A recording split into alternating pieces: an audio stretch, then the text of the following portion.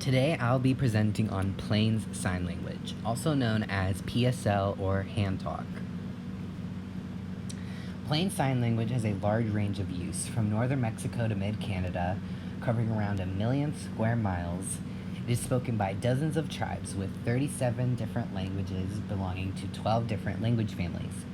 It has dozens of dialects, but not to be confused with Navajo Family Sign, which independently arose in a certain clan that had a particularly large number of deaf individuals.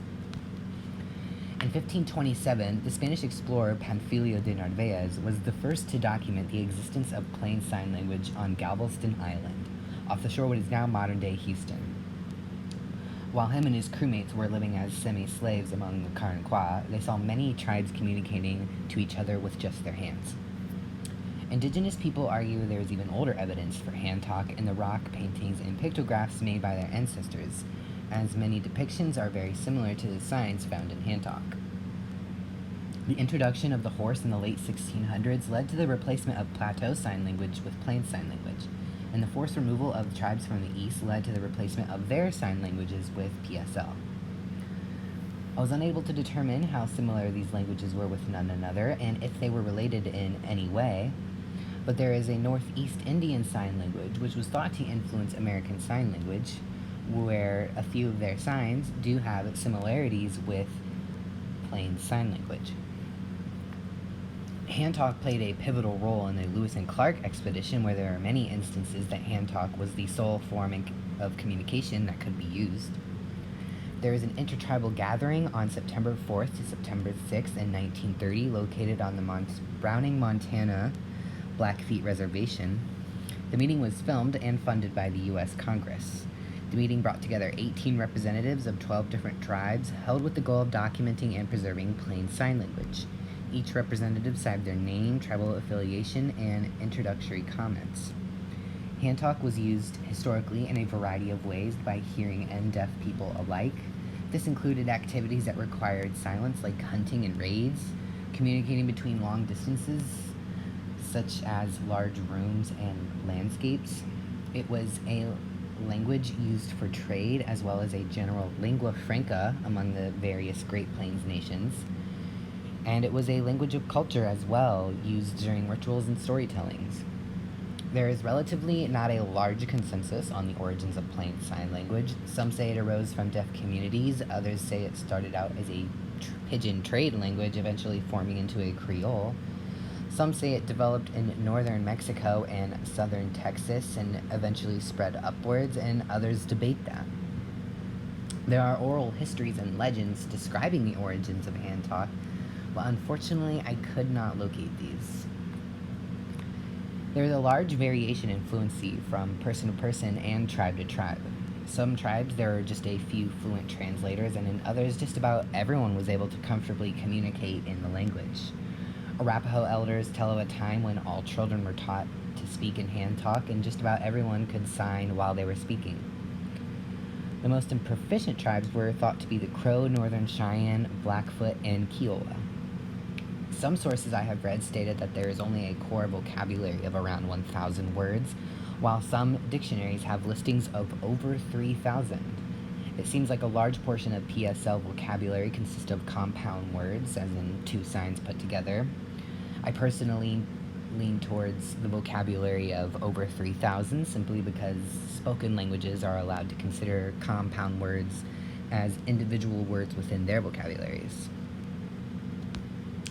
There are 4 main parameters when it comes to hand talk: location, movement, hand shape, and orientation. And just like most sign languages, facial expression plays an important role in communicating tone and emotion. For location, signs can change meaning depending on where on the body they are signed.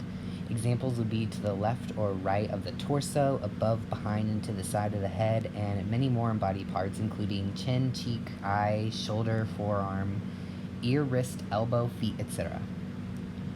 For movement, signs can change meaning based on whether they are stationary or not.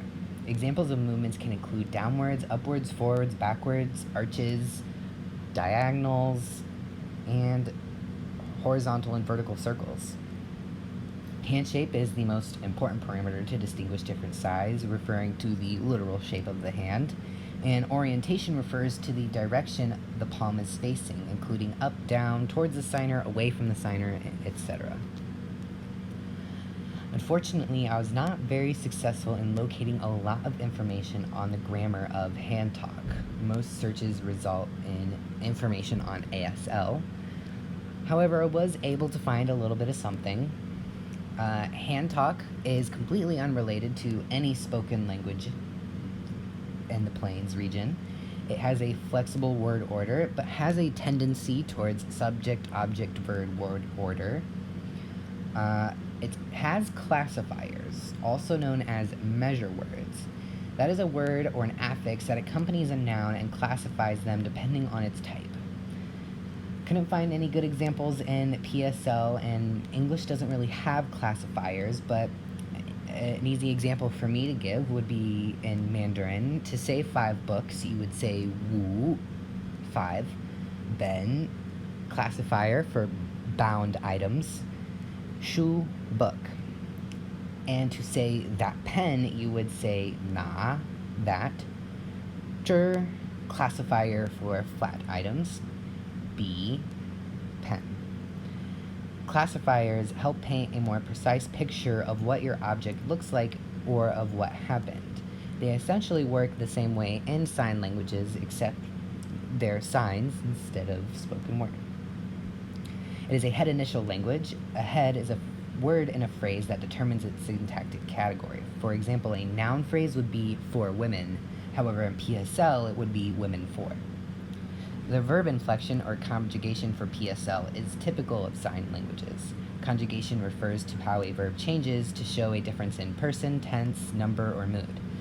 Again, could not find a good example in PSL, but for example, in ASL, to conjugate a verb, you can either slightly change the way you move a sign, or you can change the word order of the sentence. Temporal adverbs like yesterday, tomorrow, now, later, always, never, etc. typically begin at the beginning or the end of a sentence. A graphic transcription of this language was used to communicate on and off reservations during the period of colonization and boarding schools. Parents of a Kiowa boarding school student, Belo Kozad, sent letters in this written format to their son. In the top rectangular picture, you'll notice a circle followed by 4 loops. That signifies 4 brothers. 3 horizontal lines stand for the number 3. A box with vertical lines followed by a swooping downward and then upward line means that someone has been buried in a grave. Together, the signs tell Kozad that he no longer has 4 brothers, but only 3. One of them had recently passed away and had been buried. On the picture furthest to the right, you'll notice a large X towards the top of the page. This is Kozad's parents telling him, through signs, that Jesus is looking down over all the teepees and beyond in the 4 cardinal directions, communicating to him that Jesus is watching over all Native Americans.